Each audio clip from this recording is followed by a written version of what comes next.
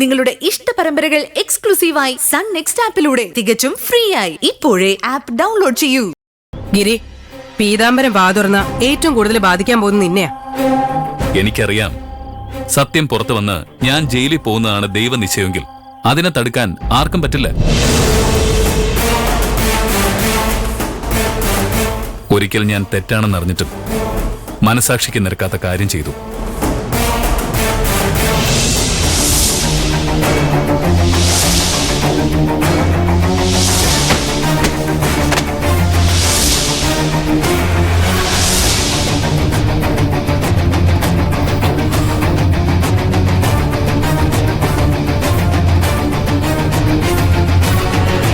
ഇനിയും അങ്ങനെയുള്ള തെറ്റുകൾ ചെയ്യാൻ എനിക്ക് ഉദ്ദേശമില്ല. എന്താ ഗിരി, ഒറ്റയടിക്ക് നീ അങ്ങ് നന്നായോ? നമ്മളെല്ലാവരും നല്ലവർ തന്നെയാ സഞ്ജു.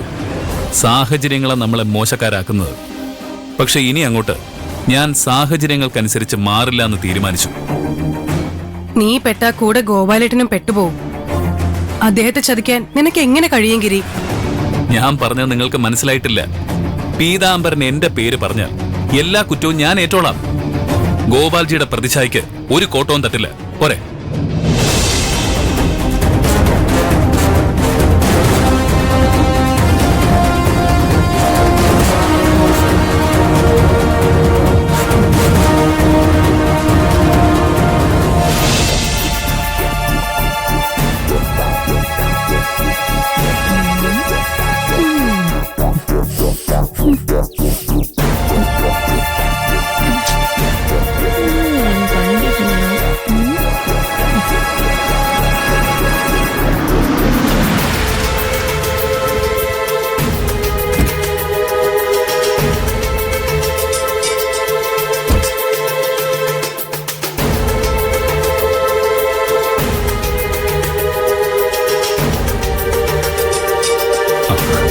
എല്ലാരും എന്താ ഇവിടെ നിൽക്കുന്നേ?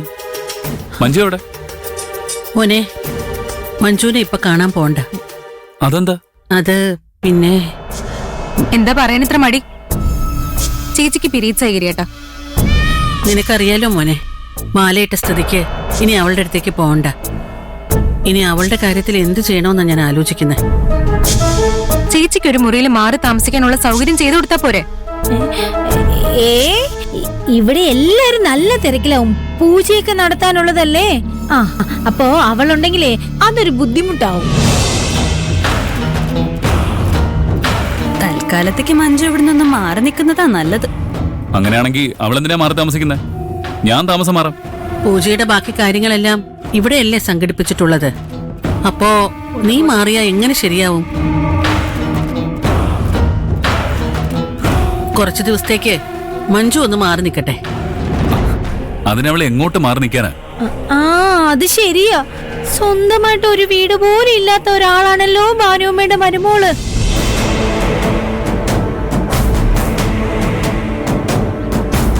അഷ്ടയ്ക്ക് വകയില്ലാത്ത കുടുംബത്തിൽ നിന്നും കല്യാണം കഴിച്ചാൽ ഇങ്ങനെ ഇരിക്കും.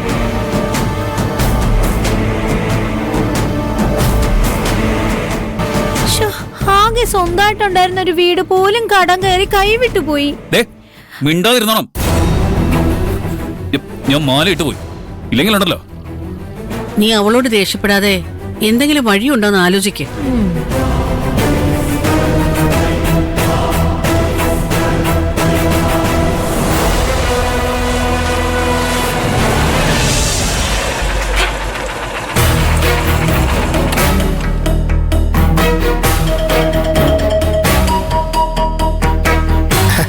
സ്വാമി ശരണം.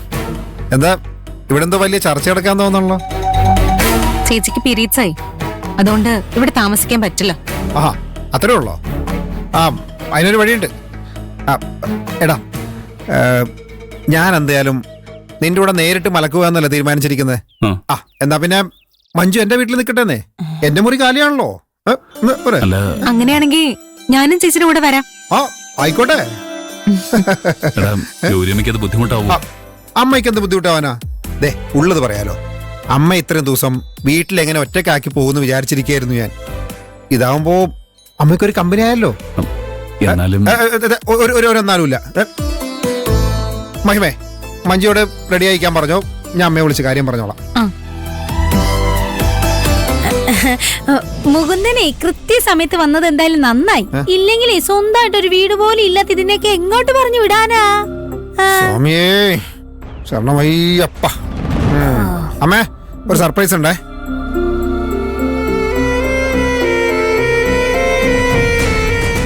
ഇത്രയും ദുഷ്ടത്തരം മനസ്സിൽ വെച്ചിട്ട് ഏത് ദൈവത്തെ എത്ര വിളിച്ചിട്ടും കാര്യമില്ല. മഞ്ജുവിനോട് പറഞ്ഞോ? ചേച്ചിക്ക് കുഴപ്പമൊന്നുമില്ലെന്ന് പറഞ്ഞു. മോനെ, അവളെ കാണാൻ പാടില്ല. ഞാൻ മുറിയുടെ പുറത്ത് നിന്ന് സംസാരിച്ചോളാം.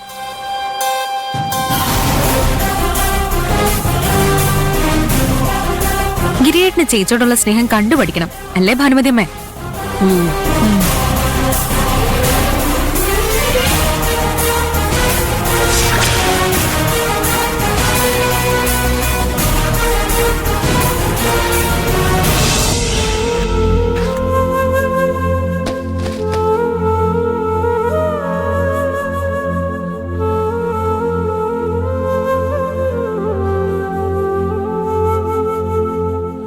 മഞ്ജു,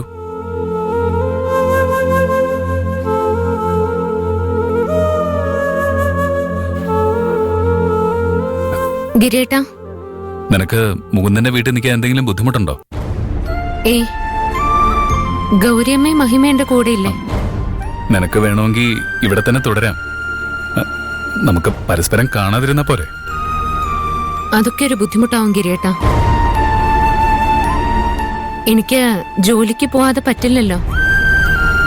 അങ്ങനെ പുറത്തേക്ക് ഇറങ്ങി നടക്കുന്ന സമയത്ത് അറിയാതെ പരസ്പരം കണ്ടാലോ? ഗിരേടിനടുത്ത വ്രതമൊക്കെ വെറുതെ ആവില്ലേ? ഞാൻ മാറി നിന്നോളാം.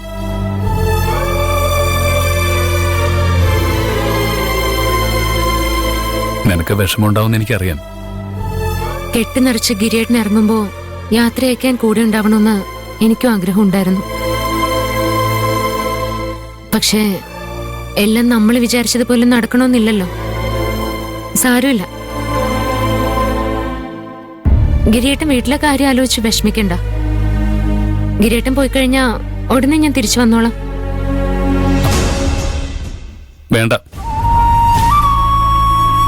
ഞാൻ പോയിട്ട് തിരിച്ചു വരുന്നത് വരെ നീ മുകുന്ദന്റെ വീട്ടിൽ തന്നെ നിന്നാ മതി. ഞാനില്ലെങ്കിൽ കുഞ്ഞാറ്റേ സ്വപ്നയൊക്കെ ചാട്ടം കുറച്ച് കൂടും. വെറുതെ പ്രശ്നം ഉണ്ടാക്കണ്ട. അവിടെ ആവുമ്പോ നിനക്ക് മനസമാധാനത്തോടെ കുറച്ചു ദിവസം അടിച്ചു പൊളിച്ച് കഴിയാലോ. അപ്പോ അമ്മ ഒറ്റയ്ക്ക് കഷ്ടപ്പെടില്ലേ? അതിനല്ലേ കുഞ്ഞാറ്റെ ശമ്പളം കൊടുത്ത് ഇവിടെ നിർത്തിയിരിക്കുന്നത്. അത് മാത്രമല്ല, കുറച്ചു ദിവസം നീ ഇവിടെ ഇല്ലെങ്കിലേ ഇവിടെ ഉള്ളവർക്ക് നിന്റെ വില മനസ്സിലാവൂ.